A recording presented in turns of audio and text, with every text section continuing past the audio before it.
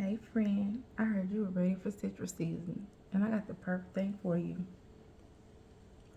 Mile High Orange Pound Cake, and we made this thing with an orange buttermilk glaze.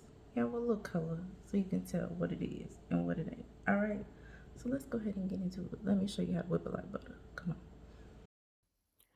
Y'all won't believe this. I accidentally lost the footage for this video. Okay, so y'all bear with me. This cake is a Mile High Buttermilk Pound Cake at base. I already had the recipe in the video, so that's what you see here, and I'm going to walk you through it. So we creamed our butter and our sugar, right, for about 5 minutes until it's nice, light, and fluffy, all right? Then we're adding in our extract. Pretend we added in orange extract right here. Mix, add your eggs one at a time. Mix until combined before adding the next egg. All right. You don't want to overmix your eggs. And then we're going to go in here with our flour and we're going to alternate with our buttermilk.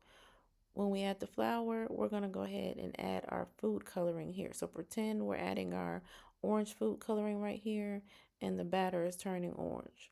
So y'all know we spray the hell out of our bump pan. So we're doing that here, going in with our pastry brush so we can get it all nice and even, laying the batter in here. We're going to bake this cake still at 325 degrees, all right?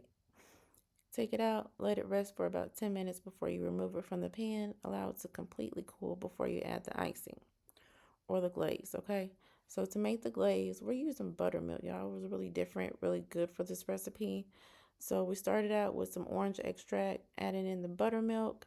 All right, now we're adding in our food coloring right here, and we give this a nice little mix. You want to come in and definitely scrape down the size of the bowl before you decide that you're at your final consistency, okay? So I did that, and you see a little drip right here. It was too loose for me, so I added in some more powdered sugar. So a lot of people have issues with glaze, have questions about it. So if you're making your glaze and it's too runny, just simply add a little bit more powdered sugar. I know about how much to add because I've been doing this for a little while, so you may want to add a little bit at a time if you're new, right? So I can already tell by the drip that it was a better consistency. Scrape down the sides of the bowl and then come in with the last mix. I like that drip right there, so I know it's good to go.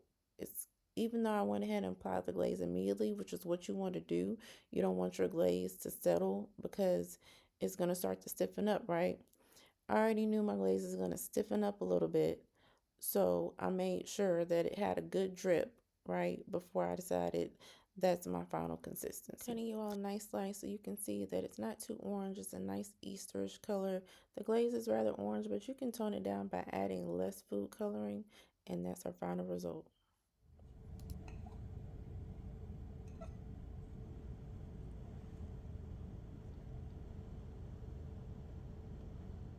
Now it's your turn to whip it like butter.